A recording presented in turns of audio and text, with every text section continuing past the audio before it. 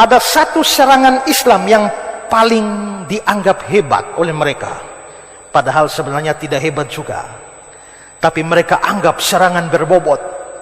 Itu diberikan oleh orang seperti Zakir Naik.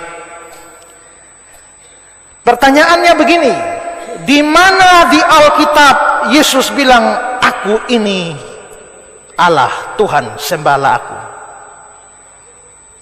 Di mana di Alkitab Yesus berkata, aku ini Tuhan? Sampai Zakir Naik berkata, kalau ada yang bisa kasih tunjuk ayat Yesus bilang, aku ini Tuhan, hari ini juga saya jadi Kristen.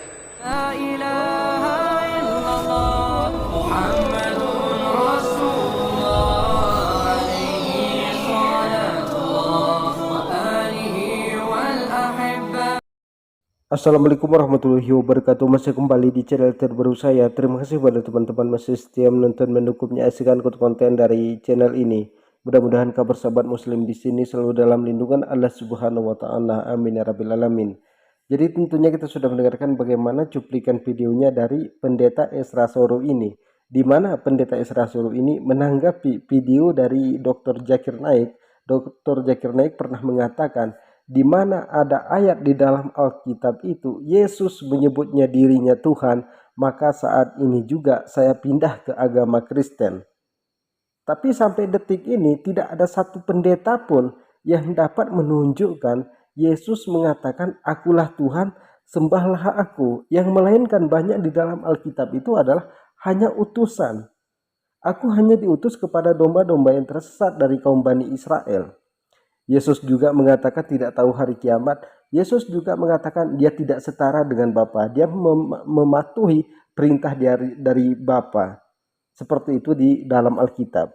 Jadi kepada teman-teman di sini, jangan kemana-mana dulu. Mari kita dengarkan bagaimana selengkapnya dari Pendeta Ezra Soru ini yang menanggapi Dr. Zakir Naik. Itu dianggap senjata mematikan bagi orang Kristen. Tapi menurut saya, mematikan kalau disampaikan kepada orang bodoh yang tidak belajar.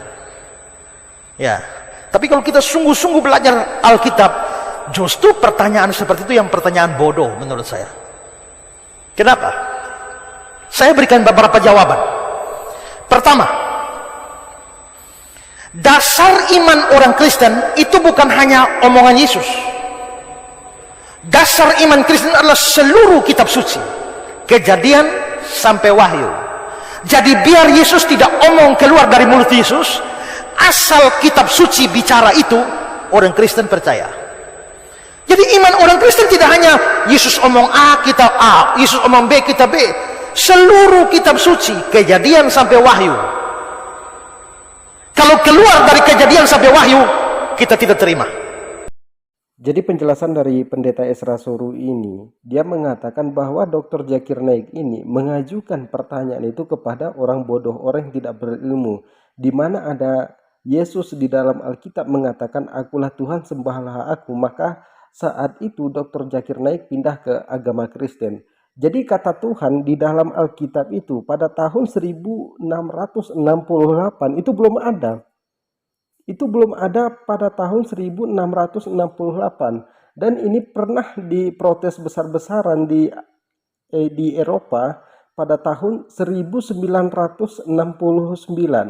Ini pernah protes besar-besaran ini. Jadi di Lukas 2 ayat 11 ini, Cetawi hari ini menjadi beranak pada Dijo orang Ja Soloni itu, yang ada Kristo Tuhan itu. Nah, jadi di sini aja itu masih kata Tuhan. Ini masih kata Tuhan, tapi mereka ubah dari kata Tuhan itu menjadi Tuhan. Jadi kalau Yesus mengatakan di dalam Alkitab itu, akulah Tuhan dan Guru, katamu itu tepat sekali. Padahal ayat yang aslinya, akulah Tuhan dan Gurumu, katamu itu tepat sekali. Tapi mereka ubah menjadi Tuhan. Iman kita dari kitab suci. Karena itu, kalau mau cari tahu Yesus itu Tuhan, bukan hanya dari omongan Yesus. Lihat seluruh kitab suci. Apakah kitab suci bicara Yesus itu Tuhan, Yesus Allah atau tidak? Itu jawaban saya pertama. Jawaban kedua, apakah kepercayaan bahwa Yesus adalah Tuhan harus datang dari mulut Yesus sendiri baru boleh dipercaya? Tidak bisakah konfirmasi pihak lain menyatakan bahwa dia adalah Tuhan, kita percaya?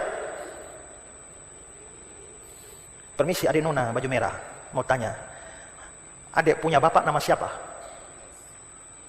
Julius. Betul itu? Tidak salah. Adik punya bapak betul nama Julius. Dia bilang bapaknya nama Julius. Saya tidak akan percaya kalau Julius sendiri mengatakan aku bernama Julius. Masuk akal? Biar Julius tidak ada di sini, dia tidak perlu omong saya ini bapaknya ini. Tapi yang bersaksi ini kan anaknya. Apakah kalau anaknya bersaksi berarti tidak bisa dipercaya? Jadi dari penjelasan Pendeta Esra Soru ini tidak ada satu bukti pun yang dapat diungkapkan oleh Pendeta Esra Soru bahwa Yesus itu adalah Tuhan. Karena Yesus sendiri memang di dalam Alkitab tidak pernah mengaku Tuhan.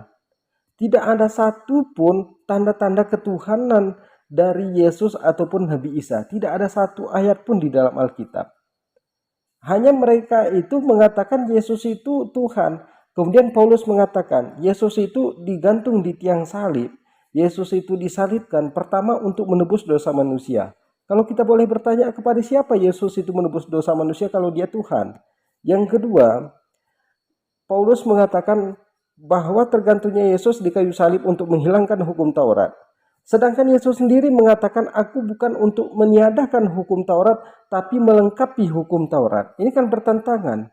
Yang ketiga, mereka mengatakan Yesus itu disalibkan untuk menghapuskan kutukan atau menghilangkan kutukan. Sedangkan Yesus sendiri tidak pernah mengatakan dia itu menghapus atau menghilangkan kutukan.